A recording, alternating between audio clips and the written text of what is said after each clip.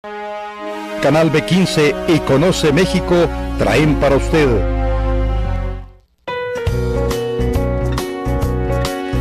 Conoce México y Canal B15 presentan diálogos con Silvia Montes, con los personajes que están haciendo historia en Zacatecas.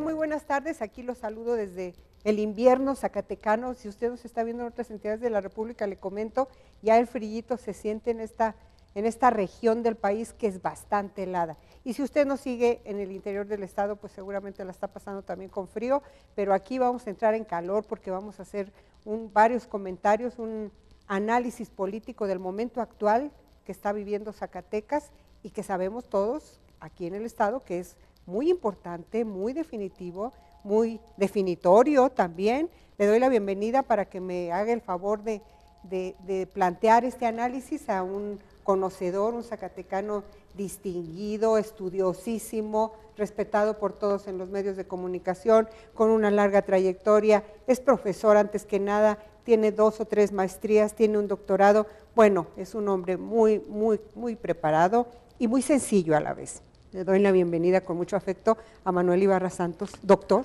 Gracias, Silvia. No, un honor estar aquí contigo. Gracias por la invitación.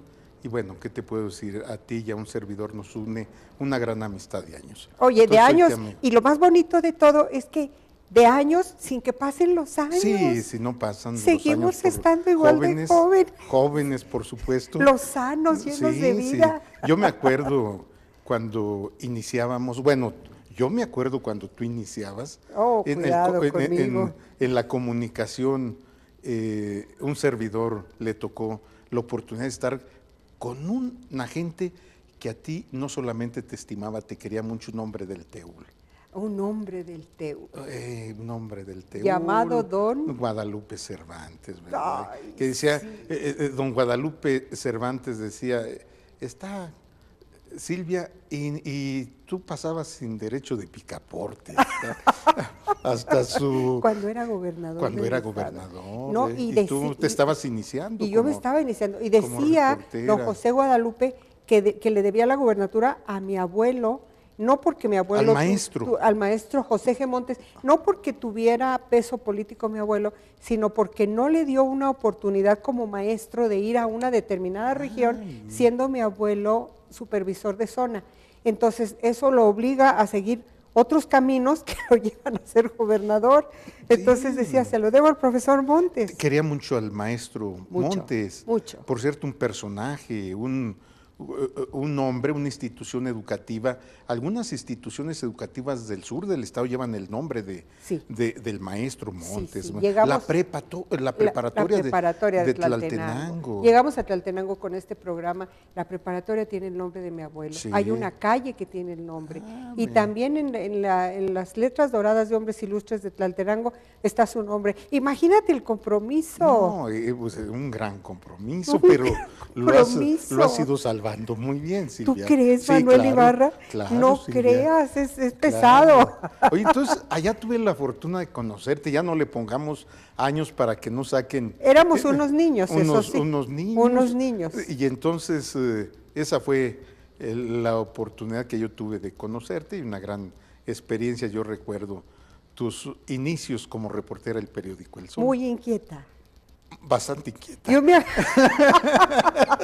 O sea, bastante inquieta en el sentido de que eras buscadora de la nota de 8 columnas. Y la tenía. Sí, bueno, yo me acuerdo que pues no ibas a poder. Se hacían concursos en el periódico para ver quién tenía el mayor número de 8 columnas y siempre nos estaba... Sí. Eso generaba mucha competencia, Manuel. Era la competencia. Y buen periodismo. Sí, sin duda. Estábamos Clicerio Pinedo, Benjamín Moctezuma, Tere Morales, o sea, una generación muy bonita y todos buscando la nota de 8 columnas. ¿Qué se veía traducido? Pues un periódico muy rico en contenido, El Sol de Zacatecas. Sí, producto de la competencia. Y tú también colaborabas mucho con nosotros. Yo fui reportero del Sol, pero luego me hace el favor un amigo tuyo y mío de invitarme de reportero oficial, que era don Sergio.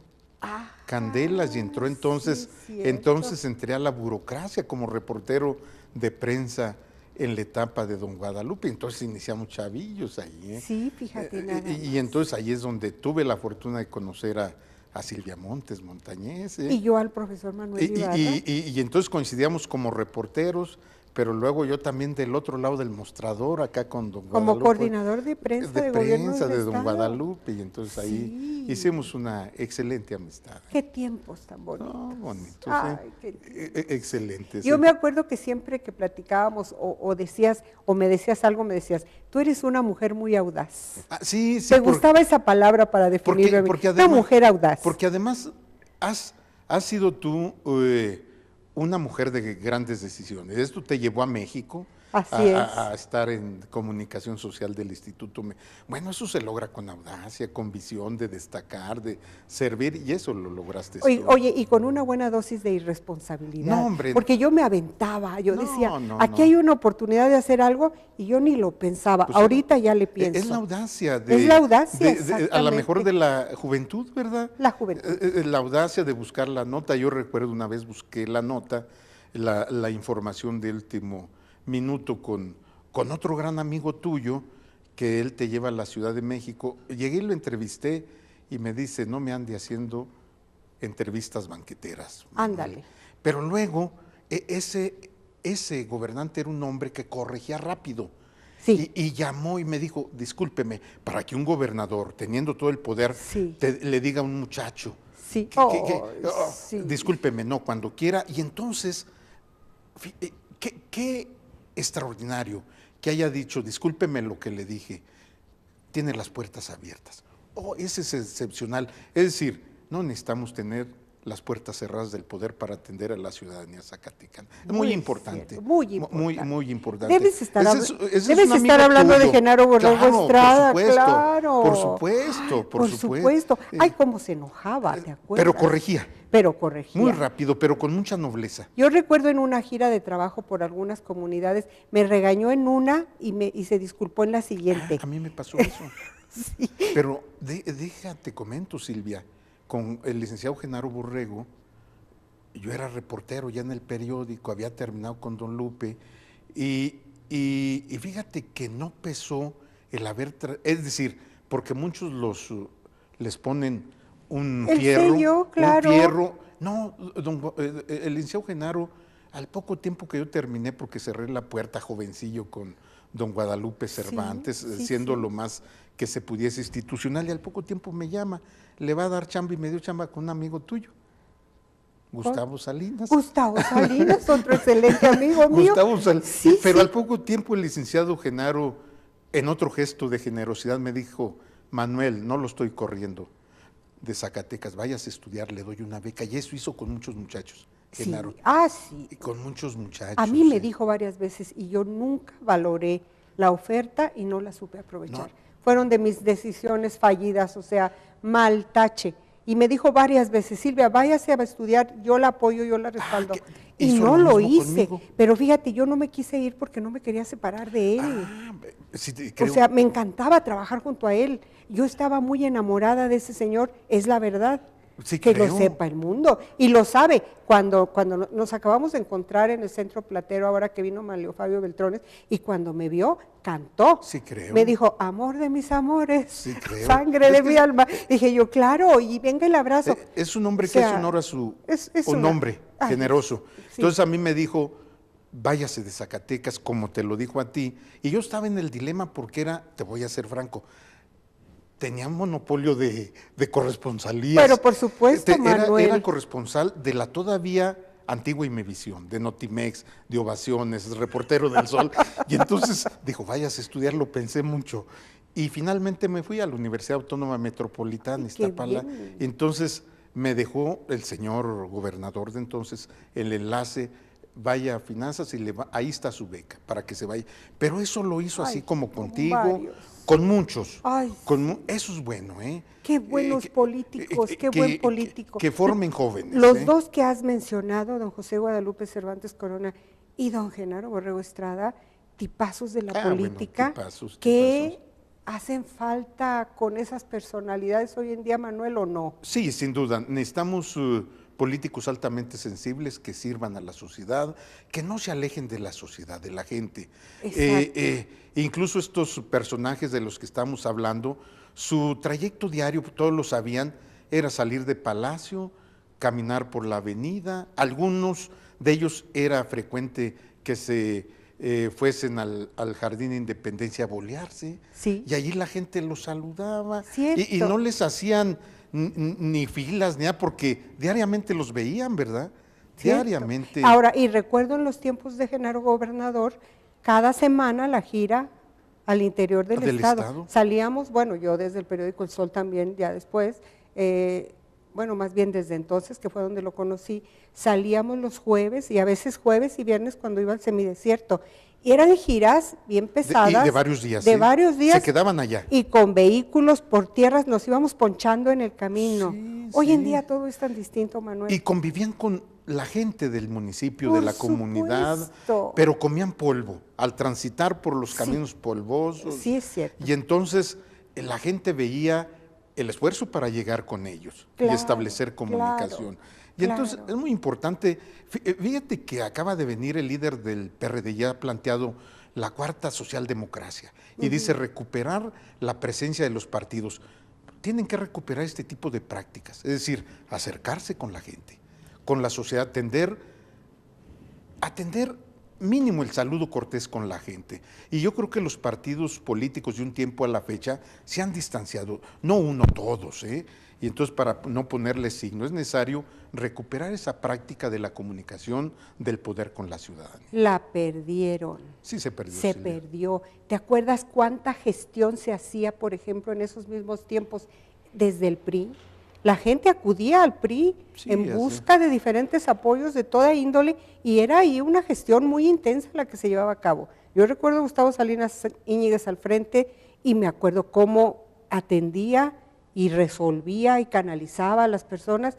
Esos tiempos, Sí, sí, muy, ahora sí que nos vamos a ver con todo tiempo pasado fue mejor. muy nostálgicos. Muy nostálgicos. No, bueno, yo creo que esto sirve simplemente para recuperar lo bueno, que también debe de haber. Tiene sus caras de la moneda, pero esto es parte de lo bueno, Silvia, ¿verdad? Así es, parte de lo bueno. Y entonces hay que destacarlo. Que lo hubo, que lo Sí, hubo. que hay En los que- tiempos del poder priista Sí, hubo mucho bueno. Sí. Hay que reconocerlo, Sí, ¿no? y bueno, hay que admitir que llegaron los tiempos de la pluralidad política y que están aportando otras cosas positivas. Ajá.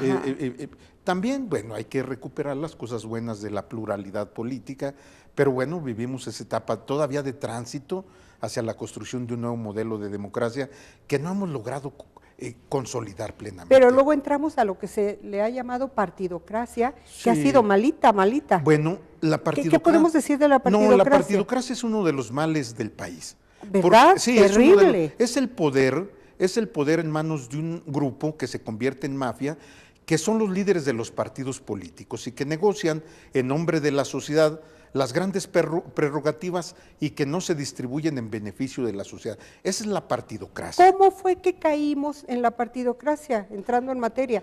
Bueno, porque hablamos de la pluralidad política, qué maravilla, qué avance, pero no es la pluralidad política la que nos lleva a la partidocracia. Yo creo que fue la falta de capacidad para construir un tránsito adecuado de la pluralidad a mejores prácticas de la política. Y entonces, en ese tránsito se degeneró en la vía de la partidocracia, que es, por supuesto, uno de los grandes males que vive el sistema político Y mexicano. vive, ¿verdad? Sí, vive en la actualidad. Estamos en el apogeo de la partidocracia, y yo soy de los que plantean que hay que extirparla del sistema político mexicano porque no beneficia al desarrollo de la democracia liberal moderna. ¿Cómo le hacemos para extirparla?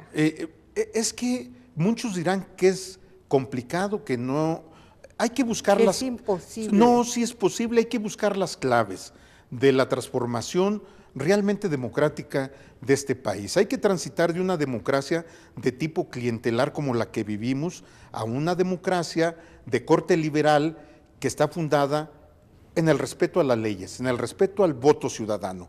Y creo que nos quedamos atrapados en la democracia clientelar y en la partidocracia. Y entonces hay que mover algunas claves del sistema político mexicano.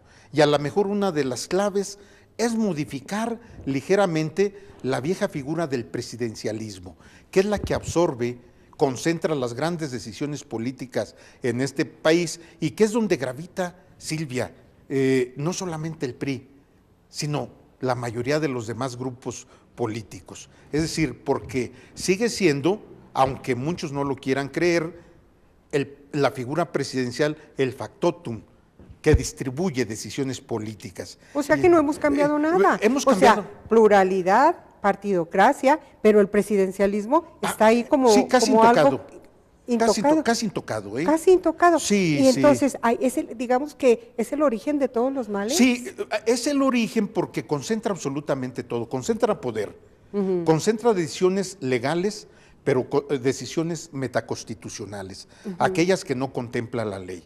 Y entonces hay facultades de ejercicio discrecional del poder. Y entonces hay que mover un poquito el eje de gravitación del sistema político mexicano, del viejo sistema presidencial a un nuevo sistema político que puede ser semiparlamentario o semipresidencial. Ahora, ¿quién lo va a mover?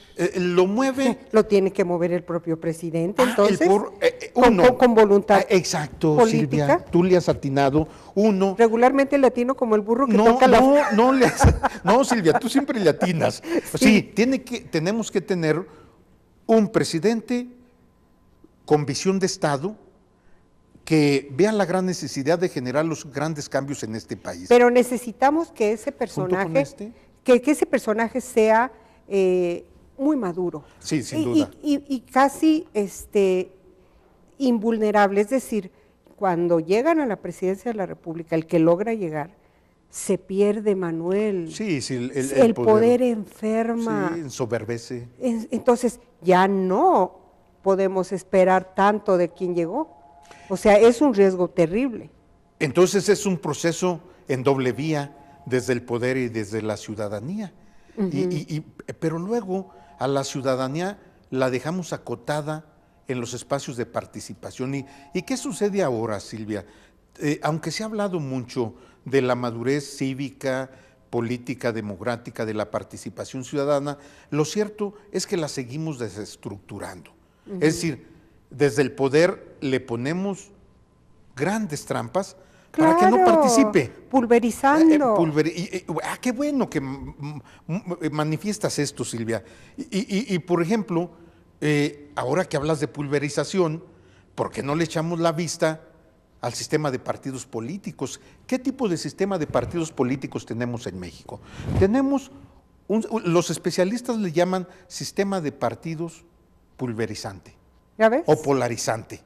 Eso le llama uno de los teóricos más importantes de los sistemas de partidos políticos, que es un francés que se llama Maurice Duverger, y le habla sistema de partidos polarizantes porque para deshacer la fuerza de la ciudadanía, pulverizar el voto, tenemos un sistema de partidos con muchos partidos políticos. En México tenemos 9, ¿verdad? Fíjate nada más. Hoy venía escuchando las noticias, hoy o ayer, a Edgar Rivera, que acaba de formar su grupo no sé qué 16, y dijo, si en un momento dado necesitamos formar nuestro partido, lo haremos. Dije, vámonos, otro. ¿Cómo es posible? Porque además es un buen negocio. Es un negociazo. Es un buen negocio. La franquicia. La franquicia deja dinero, no deja, bueno, dependiendo del perfil del líder, no deja lecciones para servir desde el partido de la ciudadanía.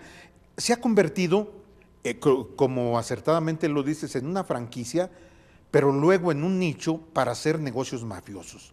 ¿Sí? Discúlpame. Qué triste. Sí, porque... Pero es toda la verdad. Porque ahí se inyectan muchos recursos que luego no se aplican en la formación de una nueva cultura ciudadana. ¿No estará la solución en quitarle el recurso a los partidos? Esa es sin duda. Las democracias más consolidadas, las democracias liberales consolidadas de este mundo, les dan poco financiamiento a los partidos políticos. Y que solo se los den en tiempos electorales. Si es necesario. Si es necesario, Si es incluso necesario. puede ser... Hay que irlo perfeccionando, porque Porque, pero ¿quién llevó a esta situación en la que nos encontramos? ¿Quién es el responsable? ¿El presidencialismo? No, bueno, en parte el viejo ¿En sistema. la pluralidad? El viejo sistema político. Y entonces, ¿cómo dosificamos, cooptamos, mediamos la irrupción de la pluralidad si no es a través del control de soltar dinero, de comprar líderes? Y entonces, pues abrimos la válvula para construir partidos políticos que no sirven a la consolidación de la democracia liberal, sino para seguir fortaleciendo la vieja práctica de la democracia clientelar, que es la que está sustentada en la compra miserable del voto de la pobreza. Que se sigue dando de una y de otra forma. Ah, así es. Con una imaginación. Así es. ¿Cómo acabamos de ver al Partido Verde envuelto en un escándalo con esas tarjetas que distribuyó? Exacto. Dando el dinero, repartiendo dinero. A manos llenas. A manos llenas. Pero ¿Y de dónde viene el dinero? Es dinero público. Es dinero público. Pero igual que ese partido, ¡Ay, qué horror! todos los partidos políticos están más o menos. Y yo dije, a ver si cuando llegó el PAN a la presidencia de la República, modifica el eje en que gravita el sistema político. Tenía la obligación y no lo hizo. No lo hizo. Es lo que yo te digo, cuando llegan, Sí. entonces ahí caen en una trampa de la que no salen y dicen no conviene. Sí, Solo el que llega sabe qué le pasa. Claro, así es. El que llegó, el presidente de la transición panista, dijo, no, ¿para qué le movemos al avispero? ¿Verdad? No impulsamos el gran cambio democrático que del país y quedó atrapado en los viejos acuerdos, de la dádiva, Fíjate nada de las más. prerrogativas, y entonces… Pero luego viene un segundo presidente que generaba de otra vez la expectativa y tampoco. No, yo creo que… Menos. No, sumió más al país en la crisis. Yo creo que el segundo casi nos lleva al abismo Hijos. y al despeñadero, y más porque en el segundo creció de manera exponencial la violencia criminal. Al despeñadero, diría Andrés Manuel, los está llevando Peña. Es muy interesante. Al despeñadero. Sí, al despeñadero. Es muy interesante entonces revisar toda esa trayectoria, ¿verdad? Claro. Sí, de revisar todo ese Pero yo insisto, llegar a ese nivel, ese hombre que concentra tanto poder, no ha sido posible que lo suelte, porque es muy difícil. Claro. A propósito de Peña Nieto, yo soy de los que piensan que con la vuelta de el PRI y la llegada de Enrique Peña Nieto se fortalece un nuevo presidencialismo. ¿Qué te parece? Un nuevo Por si algo nos faltaba. Muy sólido, muy fuerte, que yo creo que es el componente central del actual sistema político mexicano. Y que manda el mensaje a los gobiernos, por supuesto. todos, pero especialmente a los priistas. Yo creo que a todos. A todos, A ¿verdad, todos. Manuel? Sí, porque si vemos una serie de iniciativas que han fortalecido las prácticas de la centralización, ¿qué pasó con el Instituto Nacional Electoral? El IFE, transformado, concentra las decisiones. Incluso los antiguos institutos electorales de los estados quedaron sujetos a una nueva normatividad donde los gobiernos locales no tienen ninguna injerencia. ¿No es así? Así es. Y entonces los consejeros los deciden desde el centro. Sí. ¿Verdad? Los representantes del Tribunal Electoral en los estados, bueno, hay muchas decisiones de esa naturaleza que volvieron a la visión centralista, pero ahí va lo interesante, lo provocador, y puede para algunos parecer negativo. No solamente estas iniciativas las avaló el PRI, las avaló el PAN y las avaló el PRD. ¿Qué te parece? Sí, y entonces… En el Gran Pacto. En el Gran Pacto, y ahí es donde está de por medio que la partidocracia. vimos el Gran Pacto como un gran avance, pero… Sí, porque, bueno, me parece, vamos a verlo en sus dos caras. Fue un gran avance porque después del proceso de balcanización de la nación que se dio en el gobierno de Felipe Calderón, este Gran Pacto unió y recuperó la conducción del país, y entonces evitó lo que se estaba dando en la etapa final del último gobierno de transición, bueno, que no fue de transición panista, no fue de transición, ¿verdad? Y entonces este pacto contribuyó a reconducir la vida del país, pero sí fortaleciendo el viejo centralismo. Pero también la partidocracia. Y sin duda la partidocracia. Sin duda la Sin duda partidocracia. porque a partir de ese gran pacto, los partidos empezaron a pedir sus rebanadas de pastel, ¿verdad? Claro, en poder en los claro, estados. claro. Y eso será sin duda, mi querida Silvia, un factor que estará presente en los procesos del 2016. ¿Sí? Oye, y en toda esa historia, la gente en medio con todas sus necesidades insatisfechas. Así es. Y sí. digo todas, muy consciente de lo que estoy diciendo. Sí, no, yo también. ¿Verdad? Yo en ese sentido soy un crítico y me parece que hemos alentado una democracia no de calidad. La democracia de calidad pone el acento en la atención de las necesidades de la sociedad Porque y del pueblo. podría estar sucediendo todo esto, pero si la gente tuviera resueltas sus necesidades, Otra cosa sería. digamos, bueno, hay los políticos y sus mafias y sus Que cosas. sigan, ¿verdad? Hay que sigan, los que les gusta No, estar ahí no, en no. la jugada, que sigan y que vayan y que se peleen y que disfruten del poder. Pero el problema es que ahí se queda el recurso que nos corresponde a todos Sí. y entonces la situación de todos está igual de amolada. Sí, Pasa estoy de el acuerdo. tiempo y seguimos amolados. Sí, estoy de acuerdo. No, Entonces- y esto veámoslo, tú lo estás viendo en el nivel que es muy importante de la microeconomía, es decir, el bolsillo de los ciudadanos, Claro. todo vacío, sin capacidad de adquisición de los insumos básicos. Sin oportunidades, No, sin Manuel, los oportunidades. jóvenes. Hoy en la mañana yo estaba en una reunión familiar con una de mis hermanas que tiene un hijo de 21 años con un talento extraordinario para la música de academia, de muy alto nivel, Uy. música clásica. Uy. Tiene 21 años, está componiendo, le adaptaron en la casa con el esfuerzo de la familia, de su esposo y de ella, Para que y para que grabara. Me enseñaron sus materiales, son tan finos que yo digo, ¿dónde va a colocar esto?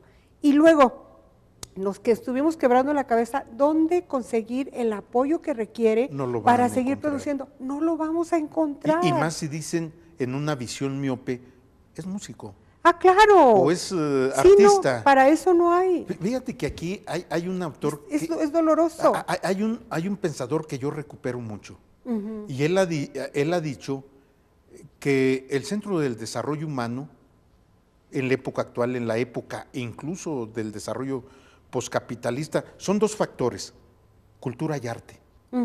Sin cultura y arte no hay desarrollo humano en una sociedad. Dice, porque en la medida en que se aumentan los niveles de consumo de cultura, hay mejores niveles de bienestar, una economía mejor. Y entonces ese es el nuevo paradigma que está prevaleciendo en el mundo del desarrollo humano fundado en cultura y en arte. Y por supuesto allí va educación. Ese hombre le está dando, es el nuevo paradigma del desarrollo humano que en este país apenas está aterrizando, que les debemos de dar atención a esos jóvenes, que están formándose. Claro. Alguien dirá, ¿y música para qué? No, hombre, la música forma valores, sensibilidad, visión de futuro, claro. tiempo, espacio. Y entonces este es el creador del paradigma del desarrollo humano y es un hindú. Eso te iba a decir, ¿dónde está? Por Es favor, un hindú. para ir a buscarlo. Y es el hombre más importante y más experto en combate a la pobreza. Se llama Amartya Sen y él le dieron el Premio Nobel de Economía 98. Y entonces es un hombre que viene no de la tradición de Harvard, sino una tradición occidental de la India, y junto con un pakistaní rompen la tradición de la concepción de concentrar el dinero, y él dice, no, hay que promover el desarrollo a partir de la generación de espacios de libertad, de dignidad, y eso solamente lo da la cultura, la educación y el arte. Y a partir de este hombre es que todos escuchamos, Silvia, hablar del desarrollo humano. Él es el creador, Amartya Sen, y el otro tiene un nombre bien difícil, pero lo voy a comentar, se llama Mahbub ul Haq, es pakistaní, y entonces son los dos creadores de este modelo que sostiene que el desarrollo no está sustentado en la concentración de bienes materiales, sino en bienes inmateriales, como son, claro, el bien material te lo va a dar esto, el desarrollo humano, la cultura, y entonces en un país como el nuestro debemos de poner en el centro el desarrollo humano, El fundado en estos factores, cultura, educación, arte, porque además eso nos va a permitir darles oportunidades a los jóvenes. Oye, de pero cuando desarrollo. tenemos unos maestros que no quieren que les hagan evaluaciones, Sí, ¿qué sí. panorama? Bueno, eso es bien importante analizarlo. Hoy comentaba con un maestro, es cierto, ¿por qué los maestros se oponen? Durante mucho tiempo, otra vez van a decir la burra al trigo, hay que echarle la culpa al Estado mexicano. Durante mucho tiempo se olvidó de formar a los maestros. Cierto. Y entonces, cuando se llega a la gran necesidad, vemos, no en todos los estados, las resistencias. Digamos que en algunos más marcadas, porque en todos hay pero resistencias. entonces aquí, ¿qué había hecho el Estado por atender el tema de la formación de los maestros, de crear la cultura de la evaluación? Porque ahí te va, Silvia, tenemos gobiernos que no están acostumbrados a que los evalúen. Por supuesto, comenzando por ahí. Y entonces... No, pues nunca los evaluamos. ¿Quién los evalúa? No podemos. Nadie los Nunca evalúa. ha avanzado el referéndum. Así es. Prohibidísimo. Y Y ahí están los diputados que pueden hacer el cambio en ese tema y tampoco ellos. No se legalizó el tema del referéndum y el plebiscito. Pero entonces el tema de la formación y de la evaluación del maestro está metida en la tradición de la gran resistencia, pero no es de los maestros. Por eso, como profesor que soy, déjame salvo. Claro, claro, estoy segura. Ahí los profesores no somos responsables, sino víctimas. Víctimas de las políticas de Estado limitadas en materia de formación de docentes. Por supuesto, hay que formar maestros bajo una nueva visión, pero donde tengamos también un Estado educador nuevo, que no lo tenemos, y que se está construyendo. Y entonces son factores estructurales bien interesantes, Silvia. Bueno, fíjate que te cuento, ya se nos pasó media hora. Oh, qué y rápido. nuestro tema, que rapidísimo, nuestro tema es el 2016. Entonces te invito a detenernos, a reflexionar. ¿Cómo no? Porque los dos somos muy desbocados. Sí, sí, cómo no. Vamos a hablar. ¿Cómo no? Comenzabas ya a introducir el tema y decías, todo esto que estábamos platicando va a influir en el 2016. Sí. Aterricémoslo en Zacatecas. Sí, cómo no. Primero, me gustaría que me dieras el panorama. ¿Cómo está el Estado? ¿Cómo llega Zacatecas al 2016, que está a la vuelta de la esquina? No, bueno, los tiempos se nos vinieron encima. De hecho, diría un clásico, el destino nos alcanzó. El destino nos alcanzó, destino muy rápido. Llegamos en un estado de ebullición impresionante, Ajá. a punto de hacer erupción, de hacer implosión, y entonces, eso es la lectura que tenemos. Me parece que los actores políticos locales deben de tener la sensibilidad, no solamente de la prudencia, sino de la racionalidad para conocer cómo se mueve el sistema político. Es decir, qué factores determinan una decisión de esta naturaleza. Muchos dirán, será la lógica de la relación de los grupos políticos en Zacatecas, nada más, lo que determinará la sucesión. Algunos se quedarán en esa lógica. Yo digo, dado que Zacatecas es parte de un pacto federal regido por un sistema de X naturaleza, será este sistema quien finalmente imponga reglas del juego. Y es decir, ¿qué determinará que gane tal o cual propuesta partidaria? Yo siento que habrá de triunfar, sí, la propuesta del qué candidato, qué imagen, qué perfil, pero también su propuesta. Pero habrá de determinar también qué estructuras de poder lo avalan.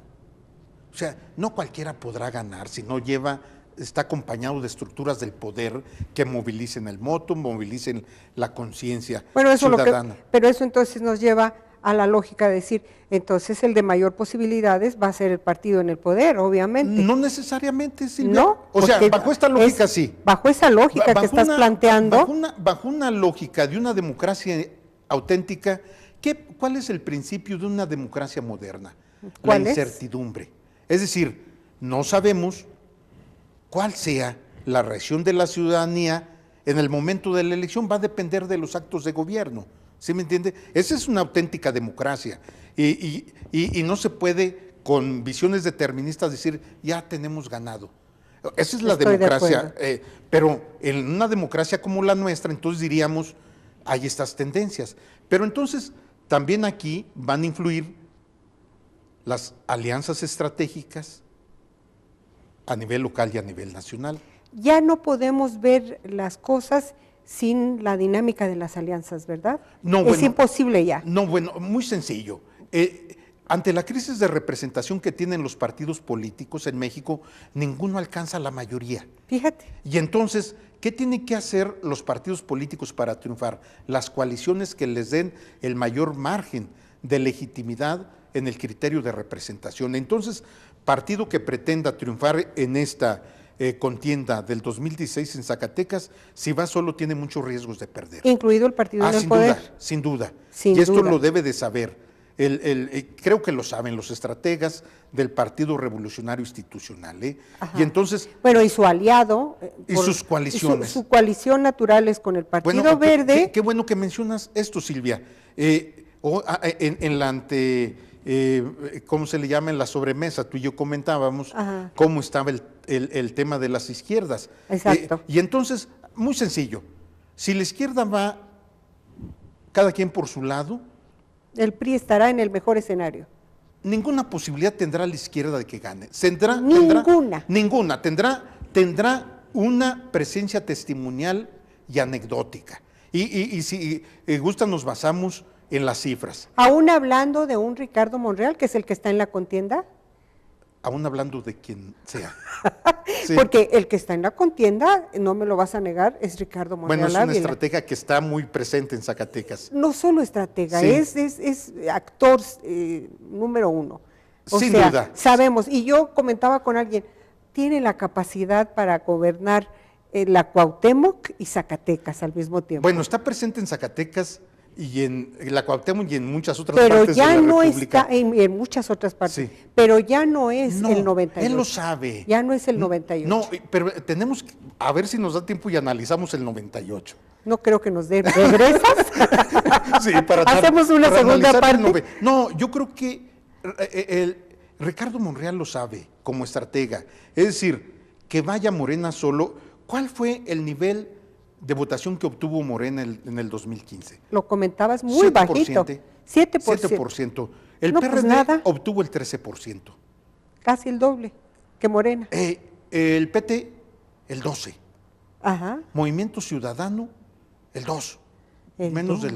Y entonces si sumamos el voto de todas las izquierdas, considerando en retrospectiva la elección del 2015. Ahora sí nos sirve mucho como referente el 2015 por esto. Claro. Por esto se supone que es Claro. una elección fría donde hay muy poca participación. Sí, No se mueve un poquitito pensar Sí se mueve, sí se en el mueve. 2016, pero vaya, como quiera es la base. Por ejemplo, decimos, si se lleva carro completo el PRI en el 2015, digo en el 2000, ¿cuál fue la federal? ¿14? No, el 15. El 15. ¿El 15? Ah, claro, qué loca estoy. No, el 15. El 15, si se lleva el carro completo, seguro gana la gubernatura. Somos muy dados a hacer esas lecturas de bote pronto, así, sí, esto va a suceder y punto. Pero tampoco es lógico. Pero ¿verdad que no? Vamos a considerar el último experiencia. ¿Cómo fue? Exacto. Con la gobernadora Amalia Claro, García. claro. Se llevó carro completo en la Claro, elección. y pierde la Pero gubernatura. allí fueron factores especiales que ahorita tendremos que analizar.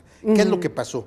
Y entonces, bueno, la izquierda si va sola, individual, fragmentada, dividida, pulverizada, tiene pocas posibilidades. Y ahora ya dice el PRD, no va a ser una alianza con Morena especialmente. Sí, eso rompe de facto la posibilidad del Frente Único de las Izquierdas en Zacatecas. Está roto, no Está hay roto. ninguna posibilidad. Sí, porque dice Andrés Manuel, pero el que dice primero la primera palabra es Andrés, dice no iré en alianzas cuando viene en Zacatecas. Y el PRD lo que hace con el nuevo dirigente, con Basabe Benítez, es agarrarle la palabra, te aceptamos, no vamos contigo. Ándale, chiquito. Vamos solos. Como dice mi nieto, ándale, chiquito. Sí, y entonces le agarraron la palabra, pero el que dio el primer paso, como los niños, el que dio el primer golpe fue Andrés.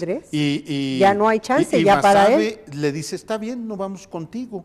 Pero entonces ahora hay que ver cómo una parte de la izquierda se coaliga con qué partidos, que puede ser con la derecha, con el PAN. No puede haber un chance ahí, si se coaliga con el PAN, que parece que es un hecho. Bueno, el PAN.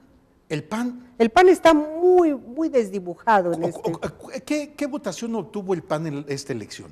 ¿Qué 12%. votación? 12. 12%. O sea, casi todos están por el mismo nivel. Se desplomó al cuarto, quinto lugar. De una manera estrepitosa. Para muchos panistas, con todo respeto, si no hacen la lectura autocrítica, pues dirán, estamos todavía en un exceso. No, la verdad es que se desplomó.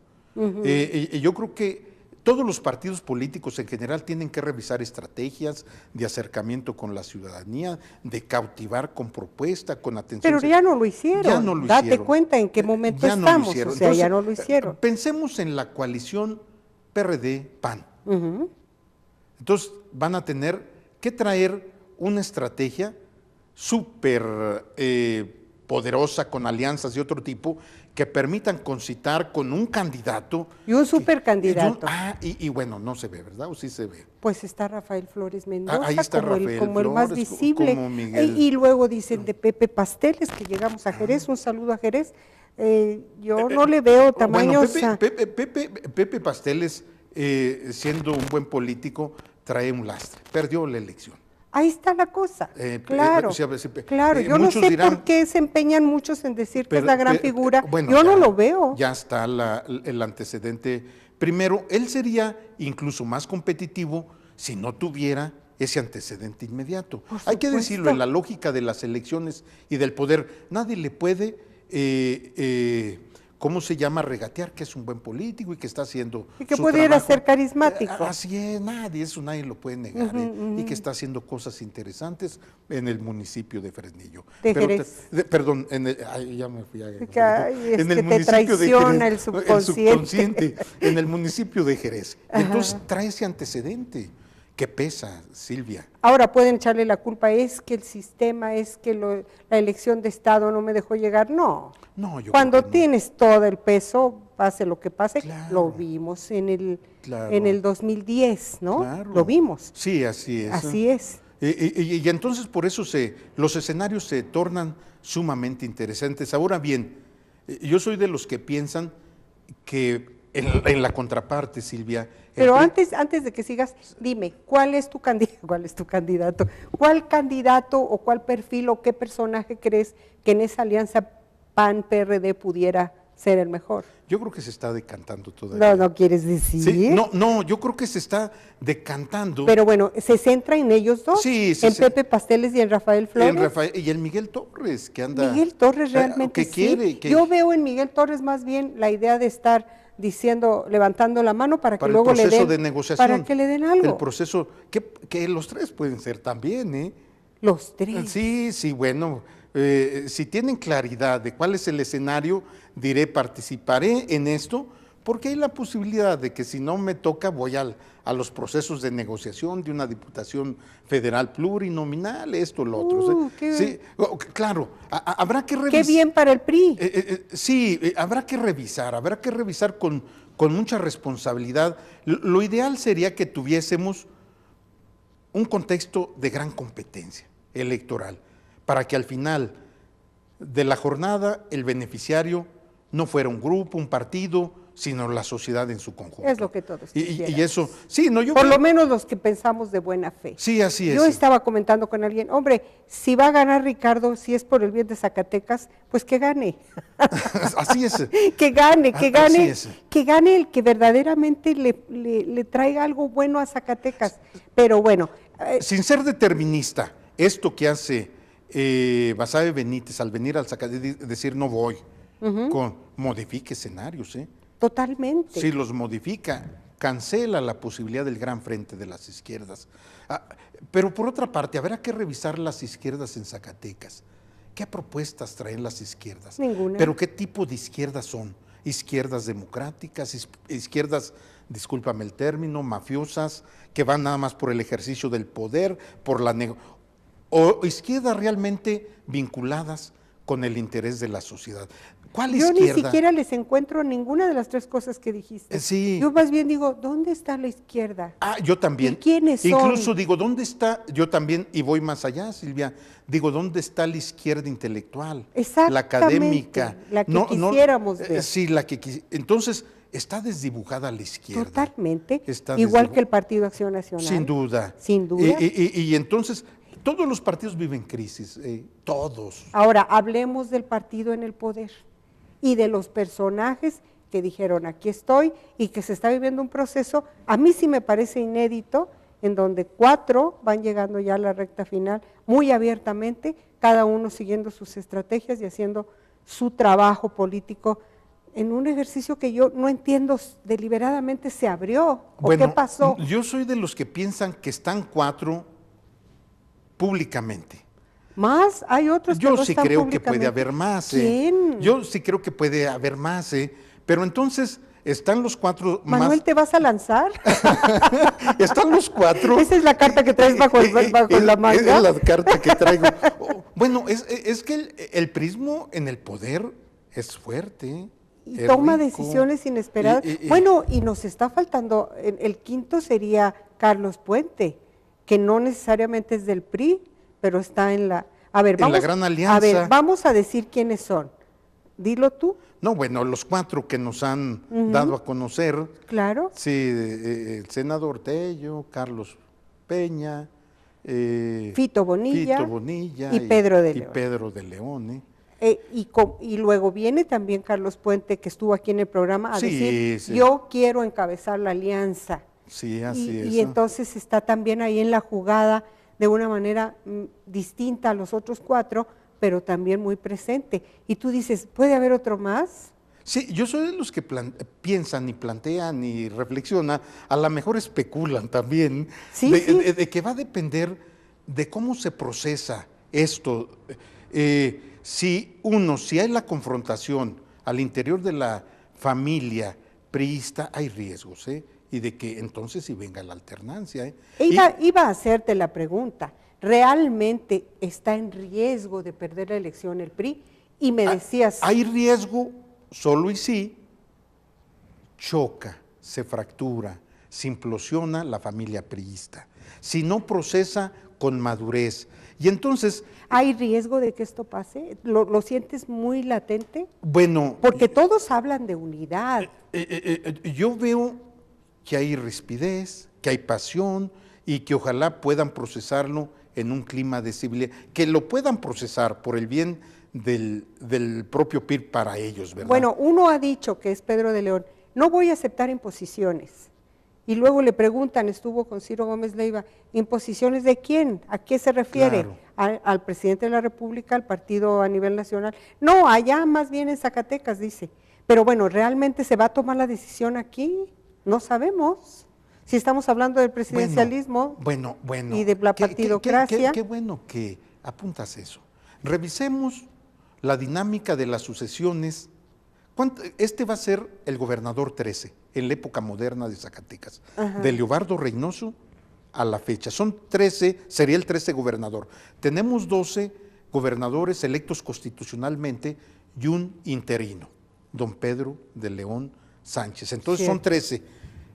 Sería el 13 gobernador constitucional electo, del 2016. Si revisamos la lógica de las sucesiones, han estado presentes todos los elementos que te he mencionado, candidato, fuerzas, alianzas, pero donde hay una figura protagónica, presidencialismo. El presidencialismo. Sí, y entonces,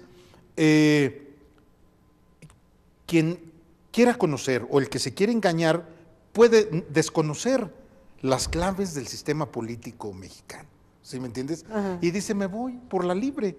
Muchos dirán, me voy por la libre como Ricardo Monreal. Yo no creo que Ricardo se haya ido por la libre. Por eso te quería... ¿Crees? No, por eso decías, el 98 es para analizarse. Sí, el 98 de es para otra analizarse. manera, en otro momento. Claro, es para analizarse. Claro. Ricardo Monreal fue tan inteligente que planteó su candidatura desde mucho antes de que fueran los tiempos, pero él traía alianzas sumamente sólidas al interior del PRI y fuera del PRI. ¿Sí? ¿Quiénes eran sus aliados? Los maestros de Ricardo, que estaban en posiciones extraordinarias en el poder nacional, Chofet, fulanito, sudanito, los que lo hicieron, pero Ricardo Monreal se hizo, para no entrar ya en pormenores, se hizo de un aliado extraordinario, que era Andrés Manuel López Obrador. ¿Y quién era Andrés Manuel López Obrador en la relación de la figura presidencial de entonces? En ese entonces era el presidente Ernesto Zedillo Ponce de León. Y Ernesto Zedillo Ponce de León, por la forma como llegó a la presidencia de la República, llegó por la vía del choque con la nomenclatura priista. Y entonces, y Ernesto Zedillo Ponce de León, van a decir qué simplón es ese cuate que está hablando, pero tengo que decirlo. No eres simplón. Y entonces Ernesto Zedillo planteó no virar hacia la derecha como lo había hecho Carlos Salinas de Gortari en su proceso de concertacionismo, donde entregó gobernaturas al PAN en muchos estados de la República. Sí. Ernesto Zedillo, por el choque que traía con la nomenclatura, tuvo un gran aliado. Ese gran aliado fue Andrés Manuel López Obrador. Y Andrés Manuel López Obrador, del único presidente que ha dicho que no es parte de la mafia, incluso lo defendió muerto, es Ernesto Zedillo. Claro. Y entonces, hay construcciones que hay que entender, pleno. Y si tú me preguntas cómo llegó la señora Amalia, pues sin duda llegó, sí, a través de la franquicia del PRD, pero fuertemente apalancada. ¿En el sexenio de Felipe Calderón? No, de don Vicente Fox. Sí, es cierto. O sea, pero luego fue su gran aliado Felipe Calderón. Luego fue su gran... Bueno, ahí es donde está el detalle que debemos de... Ahí está el detalle. Detalle que nos quedan 6 minutos. Que debemos analizar. No, oye, ¿y si vienes el próximo jueves otra vez? Yo estoy a tus órdenes. Entonces, ¿Qué dicen en cabina? La señora Amalia se obsesionó sin revisar esta dinámica del poder y dijo, voy a imponer. Y cuando quiso impuso candidato, pero no impuso gobernador. ¿No es cierto? Así fue. Fueron otros los factores superestructurales. Ahora regresando al tiempo actual, ¿podrá imponer Miguel Alonso Reyes a su candidato? Que lo está buscando con mucho cuidado. Yo estoy segura porque conozco a Miguel Alonso. Te voy a contestar no evadiéndome. En las 12 gubernaturas que están en juego en el 2016, no solamente, repito la palabra, está en juego el destino de los grupos políticos locales, está en juego la gobernabilidad del país. Y entonces hay una figura que tiene que equilibrar los factores no de la gobernabilidad de un estado, sino de la gobernabilidad del país. Claro. Bonito sería que estas decisiones digan para atender los apetitos del grupo local, pero entonces el país iría a la balcanización, claro, a la pulverización, claro, a la división, claro, a no tener un criterio de conducción de unidad. Zacatecas no puede ir como una isla. Así es. Y entonces tiene que entrar en esa dinámica nacional. Y entonces ya te contesté. Pues ya me contestaste. Sí, y entonces esa lógica del poder, sin duda los actores locales, aquellos que quieran entenderlo, deben de reconocerlo, porque si no, se van a dar en la frente. ¿Sí me entiende? Ahora, ¿serán capaces de reconocerlo? ¿Quiénes son también? ¿Cuánto tiempo llevan controlando las cosas en Zacatecas? Así es. Siendo de peso. ¿Cacicazgos? Sí, bueno, qué bueno que mencionas.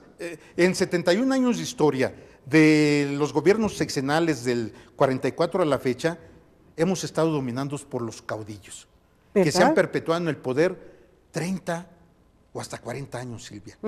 Y entonces, en ese estado tenemos que aprender a construir una clase política nueva, muy plural, que ponga en el centro el desarrollo del Estado. ¿Sabes qué, Silvia? Y eso lo vas a coincidir tú con un servidor. Las élites políticos en otras entidades han sido el factor diferencial del desarrollo. Y ponemos nada más como ejemplo Aguascalientes, una élite política que por sus nexos en el centro le dio un salto exponencial del desarrollo económico a Aguascalientes, ¿o no es cierto? Sí. O sea, necesitamos construir y para Pero esto, aquí no la tenemos. Necesitamos construirla. El sacudimiento y que digan, necesitamos construir una nueva élite plural de una nueva clase política que ponga en el centro un proyecto de largo alcance en materia de desarrollo económico, social y político, que rompamos, y esto se requiere madurez, las trampas de los caudillos, como tú bien lo dices, sí, de los caudillos y los caciques que han maniatado el desarrollo de Zacatecas. Yo creo que ese es el reto de la sucesión 2016. La sucesión 2016 es la madre de todas las batallas políticas porque está no solamente en juego el futuro de Zacatecas, el futuro de grupos, individuos, de dinastías y hasta de mafias. Y entonces, por eso muchos querrán jugar a perpetuar y otros hay que jugar a que haya renovación, a que haya proyecto renovado, ¿verdad? Y ese es el gran reto de los partidos políticos, pero también de la sociedad. A eso voy yo. Y tomando en cuenta que llegamos a todo el Estado, ¿cómo jugar como sociedad para impulsar esto? ¿Qué le dices a la gente de Zacatecas? No, bueno, ese es el key del asunto. Necesitamos tener más presencia social, más organización. La pregunta es cómo hacerlo si los espacios están… No, debemos… Esto es un proceso de corto, mediano y largo alcance, educar para la democracia, que no lo están haciendo… Pero ahorita ya no hay tiempo, pero entonces… Lo que se prevé es una reacción de la Sí, sociedad. que lo ¿Cómo va a decir a en las reaccionar? urnas. ¿Cómo decirle a la gente, oiga usted, reaccione, piense qué? Ah, qué bueno que tú lo… en la elección 2016 vamos a tener diferentes tipos de votos. El voto muy consciente en las sociedades muy desarrolladas, donde no va a ser posible cooptar el voto por la mediación de una despensa o de un billete. Y entonces ahí están los círculos de los intelectuales que nadie los va a comprar. Pero también tenemos en la periferia, donde sin duda la movilización del voto será a través de la compra. Entonces tenemos que revisar desde dónde la movilización ciudadana altamente cívica y consciente se puede hacer para la defensa del voto. Y es ahí donde está el trabajo de la ciudadanía, donde está el valor para propiciar cambios sin ruptura, sin choque, Bueno, el Maduro ya nos dio la lección, que estaba hasta el cuello, ¿verdad? Sí. Y donde dijo, no, yo prefiero admitir que ha triunfado la claro, alternancia increíble. a que me aplaste. Tuvimos esa declaración increíble. Dijo, claro. hasta Maduro, que era inmaduro, ¿verdad? Inmaduro, imagínate. Y entonces dice, triunfó la oposición. Cuando es que ya lo dejaron sin capacidad de que reaccionara el aparato represivo, ¿verdad? Yo le tengo, Manuel, mucha confianza a la madurez de los zacatecanos. Sí, yo también. Sexenio tras sexenio damos evidencias de Sí, de madurez. y de que no nos subestime nadie, porque No, yo también creo. porque sí le pensamos y sí somos cautos. A veces nos equivocamos. Sí, pero somos cautos. Pero tomamos también, decisiones. ¿sabes dónde surgió en el desarrollo, en la visión de la historia, el primer candidato independiente en México? ¿De Zacatecas? De Zacatecas, en plena etapa porfirista. ¿Qué te parece? Nos tenemos que ir. Gracias, Silvia. Tienes que volver. No Gracias, sé si el Silvia. próximo jueves, pero si no, el siguiente. Sí, no, cuando porque tú necesito revisar tú las revisas agendas. tu agenda, Sí, tus sí, compromisos. sí. Un placer, Silvia. Un placer, Manuel, Un placer, de veras. Silvia. Muchas gracias. Gracias, Silvia, muy Tienes amable. que regresar, tienes Gracias, que regresar. Y usted, amigo, también tiene que regresar. Recuerde los jueves a las 6 de la tarde y también puede usted seguir este programa si no lo vio completo en la página silviamontes.com.mx. A partir de mañana, eso de las 10 de la mañana, Marco Méndez ya se levantó a esa hora, ya lo puso en la pantalla. Le agradezco a Marco y a Chayito, como siempre, que nos hayan respaldado en cabina. Los espero el jueves. Soy su amiga Silvia Montes Montañez.